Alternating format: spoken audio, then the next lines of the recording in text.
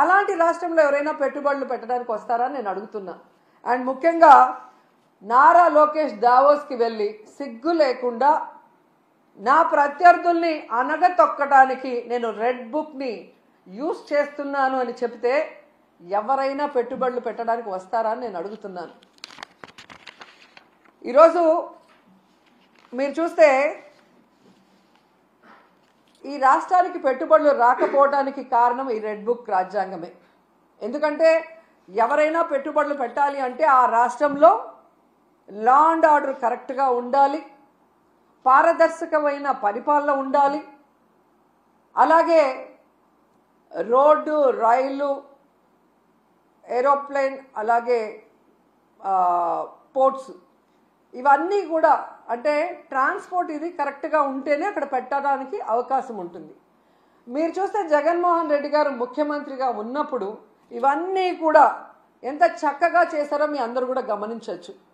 Law and order ఏ విధంగా maintain చేశారు, అలాగే మీరు చూస్తే సచివాలయ వ్యవస్థతో ఎలా పారదర్శకంగా పరిపాలించారు, అలాగే ఏపీలో 3 పోర్ట్లు మచిలీపట్నం, మూలపేట, రామాయపట్నం ఏ విధంగా వర్క్స్ స్టార్ట్ చేశారు, భోగాపురం ఎయిర్పోర్ట్ ఎలా ఆల్మోస్ట్ 35% వర్క్ చేసేయటం జరిగింది, అలాగే 10 ఫిషింగ్ హార్బర్లు అన్నిటినీ కూడా తీసుకొచ్చి మీ చేతిలో పెడితే ఈరోజు మీరు ఏం చేశారు?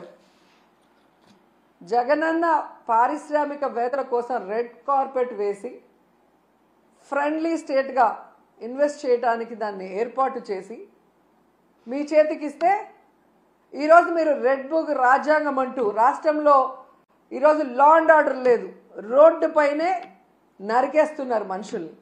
అలాగే ఎవరు నోరు తెలిసినా వాళ్ళ మీద కక్ష సాధింపుగా తప్పుడు కేసులు, ఒకటి రేప్ కేసు, లేదా అటెంప్ట్ మర్డర్ కేసు, లేదా SC/ST కేసులు పెట్టి చట్టాన్ని కూడా తమ చుట్టాలుగా వాడుకోవాలన్న ప్రయత్నం చేస్తున్నది నిజం కాదని నేను అడుగుతున్నాను.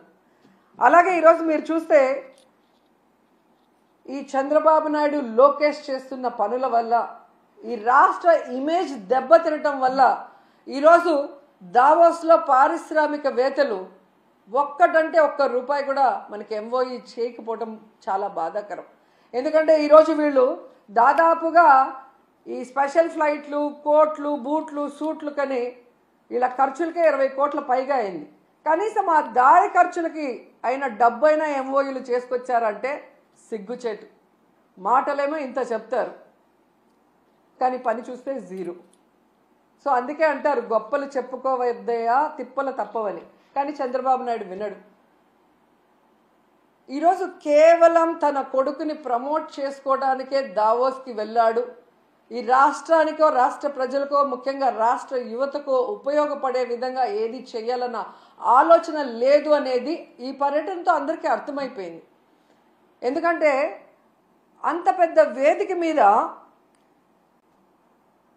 సీఎం చంద్రబాబు నాయుడు గారు మా రాష్ట్ర ఆర్థిక వ్యవస్థ చితికిపోయింది, చాలా పేద రాష్ట్రంగా మేము మిగిలిపోయాం అని అంత పెద్ద వేదిక మీద చెప్తే ఏ పారిశ్రామికవేత్త వచ్చి ఇన్వెస్ట్ చేస్తాడు? అసలు ఎందుకు అలాంటి మాటలు మాట్లాడాల్సి వస్తుందో నాకు అర్థం కావట్లేదు. ఎలక్షన్స్ ముందు కూడా దాదాపుగా 14 లక్షల కోట్ల అప్పు ఉందని చెప్పి అబద్ధాలు చెప్పటం, ప్రజల్ని కన్ఫ్యూజ్ చేయటం. తీరా మొన్న అసెంబ్లీలో చూస్తే బడ్జెట్ డాక్యుమెంట్స్లో 6.5 లక్షల కోట్లు మాత్రమే అప్పు ఉంది అని చెప్తారు. రాష్ట్రం విడిపోయాక నువ్వే కదా మొదట ముఖ్యమంత్రిగా 5 సంవత్సరాలు ఉన్నావు. నువ్వు ఎంత అప్పు చేసి దిగిపోయావు, 5 ఏళ్లలో మేము ఏం చేసామో చెప్పాలి కదా జనాలకి. కానీ బయట ఒకటి లోపల ఒకటి మాట్లాడటం. ఏదైతే ఆంధ్రప్రదేశ్లో అబద్ధాలతో, కట్టుకథలతో, పచ్చ మీడియాతో ప్రజల్ని మభ్యపెట్టారో అదే విధంగా దావోస్లో కూడా మీరు మభ్య పెట్టాలన్న ప్రయత్నం ఈరోజు పెట్టుబడిదారులు పారిపోవడానికి కారణం కాదా చంద్రబాబు నాయుడు, లోకేష్ అని నేను అడుగుతున్నా. ముఖ్యంగా జగన్ గారు ముఖ్యమంత్రిగా ఉన్నప్పుడు దావోస్కి వెళ్తే ఏ విధంగా 1,26,000 కోట్ల రూపాయలకి MOEలు చేసుకొచ్చారో మనం అందరం కూడా కళ్ళారా చూసాం. అలాగే విశాఖలో గ్లోబల్ ఇన్వెస్ట్మెంట్ సమ్మిట్ ఏర్పాటు చేసి 13.5 లక్షల కోట్ల రూపాయలకి ఎంఓయూలు చేయటం మీ అందరూ కూడా గమనించారు ఈ రాష్ట్ర ప్రజలు. ఎందుకు ఇది చెప్తున్నానంటే ఈ నెలలో సాక్షాత్తు ప్రధానమంత్రి గారు శంకుస్థాపన చేసిన 1,85,000 కోట్ల గ్రీన్ ఎనర్జీ ప్రాజెక్ట్ని ఆ రోజు విశాఖ గ్లోబల్ సమ్మిట్లో జగనన్న తీసుకొచ్చిన విషయం ఈ రాష్ట్ర ప్రజలకు ఇంకా గుర్తుందని నేను అనుకుంటున్నా. అలాగే ప్రధానమంత్రి గారు శంకుస్థాపన చేసిన బల్క్ డ్రగ్ ప్రాజెక్ట్ కూడా జగనన్న ముఖ్యమంత్రిగా ఉన్నప్పుడు ఇతర రాష్ట్రాలతో పోటీ పడి తీసుకొచ్చింది. దానికి భూమిని కూడా జగనన్నే తన హయాంలో కేటాయించింది నిజం కాదా అని అడుగుతున్నా. సో జగనన్న తీసుకొచ్చినవి మీ గొప్పతనంగా ప్రధానమంత్రి గారిని పిలిపించి మొన్న హడావిడి చేశారు తప్ప మీ పరిపాలన చూసి మిమ్మల్ని చూసి ఒక్క ప్రాజెక్ట్ అయినా ఒక్క పారిశ్రామికవేత్త ఒక్క పెట్టుబడి అయినా పెట్టాడని నేను అడుగుతున్నాను.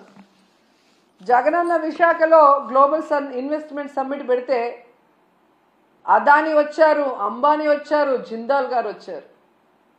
అది జగనన్న క్రెడిబిలిటీ, ఆయన సుపరిపాలన, ఆయన పారదర్శకమైన పరిపాలన, ఆయన ఫ్రెండ్లీ నేచర్ పారిశ్రామికవేత్తలతో, అలాగే ఈజ్ ఆఫ్ డూయింగ్తో ఏ విధంగా పారిశ్రామికవేత్తలకి అందుబాటులోకి అన్ని తీసుకొచ్చారో అందుకే వాళ్ళందరూ రావటం జరిగింది. కానీ మీరు మీ హయాంలో ఒక్కరంటే ఒక్కరు రావటానికి భయపడుతున్నారు అంటే దానికి కారణం మీ అరాచక రెడ్ బుక్ పాలన కాదా అని నేను అడుగుతున్నాను. ఈరోజు ఇన్ని మాట్లాడి వెళ్ళిన మీకు ఉత్త చేతులతో తిరిగి రావడానికి సిగ్గు లేదా అని అడుగుతున్నాను. ఏ మొహం పెట్టుకొని ప్రజలకు ఏం చెప్పాలనుకుంటున్నారు? మీకేం కొత్త కాదులేండి. పక్క రాష్ట్రాల వాళ్ళు పెట్టుబడులతో వస్తే మీరు కట్టుకథలతో వస్తారు. ఎవరి మీద తోసేద్దామా, ఏం చెప్పి తప్పించుకుందామా అన్న కార్యక్రమం మీకు తెలిసినంత బాగా ఎవరికి తెలియదు. దీనికోసం కాదు మీకు ఓట్లేసింది, మీకు అధికారం ఇచ్చింది, మీకు పదవులు ఇచ్చింది. ఇప్పటికైనా ఈ రెడ్ బుక్ అరాచక పాలనని మానేసి ప్రజలకి మీరు ఏదైతే ప్రామిస్ చేశారో ఆ ప్రామిస్ని ఫుల్ఫిల్ చేస్తూ